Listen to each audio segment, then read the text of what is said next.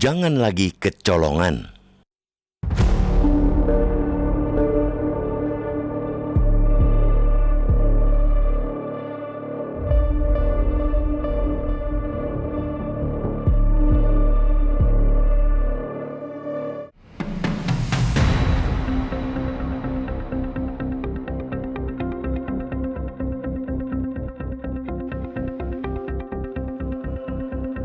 Pernyataan Menteri Agama Nasaruddin Umar kepada Harian ini bahwa dirinya akan berikhtiar keras agar tidak lagi terjadi praktek korupsi di lembaganya, Kementerian Agama, patut diapresiasi.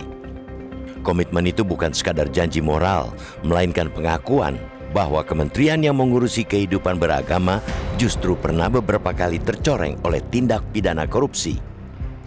Pernyataan bahwa ia tidak ingin kembali kecolongan seperti yang terjadi pada masa-masa sebelumnya merupakan tekad yang harus dibuktikan. Sebab korupsi bukanlah musibah yang datang tiba-tiba.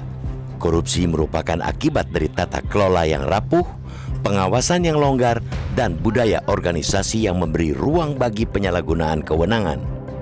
Kementerian Agama memikul amanah yang sangat besar.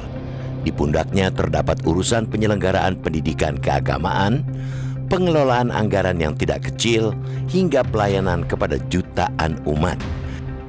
Sedikit saja terjadi penyimpangan.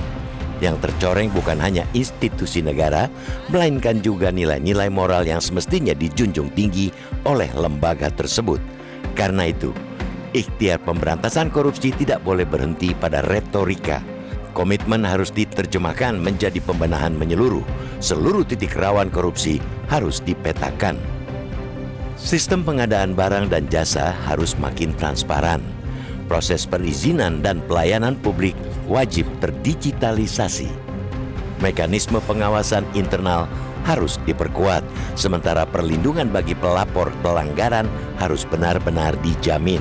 Tidak kalah penting ialah penempatan pejabat berdasarkan integritas dan kompetensi, bukan kedekatan atau balas jasa politik. Selain itu, upaya mencegah praktek korup dengan menggandeng Komisi Pemberantasan Korupsi KPK mesti segera ditunaikan. Keberadaan KPK di Kemenak akan menjaga agar langkah-langkah yang dijalankan tidak terjerumus ke jurang korupsi karena ada yang mengerem di hulu. Pada saat yang sama, penegakan hukum harus berjalan tanpa pandang bulu. Tidak boleh ada toleransi terhadap siapapun yang menyalahgunakan jabatan.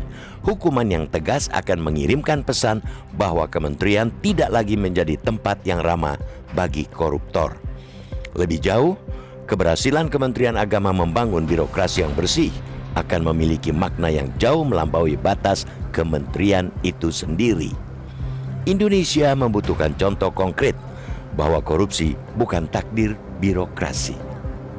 Satu institusi yang berhasil menutup rapat celah penyimpangan akan menjadi bukti bahwa reformasi birokrasi bukan slogan kosong.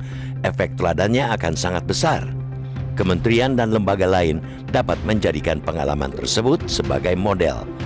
Pola identifikasi titik rawan, penguatan pengawasan, digitalisasi layanan, hingga pembangunan budaya integritas dapat direplikasi sesuai karakter tiap-tiap institusi. Reformasi tidak selalu harus dimulai secara serentak. Reformasi seringkali tumbuh dari satu keberhasilan yang kemudian menular ke tempat lain. Pada akhirnya, masyarakat tidak akan menilai keberhasilan dari banyaknya pidato tentang anti korupsi. Publik akan melihat apakah masih ada operasi tangkap tangan, apakah kebocoran anggaran berhasil ditekan, dan apakah pelayanan publik benar-benar semakin bersih. Kepercayaan publik dibangun oleh hasil, bukan oleh niat semata.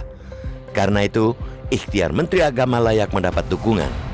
Namun, dukungan itu harus dibarengi pengawasan yang ketat.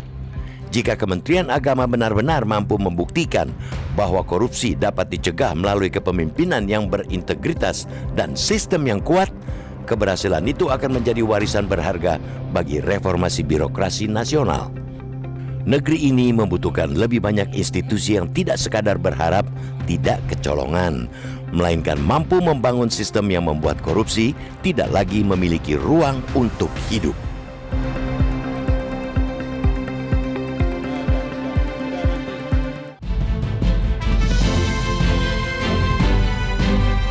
Jelajahi cara baru mendapatkan informasi. Download Metro TV Extend sekarang.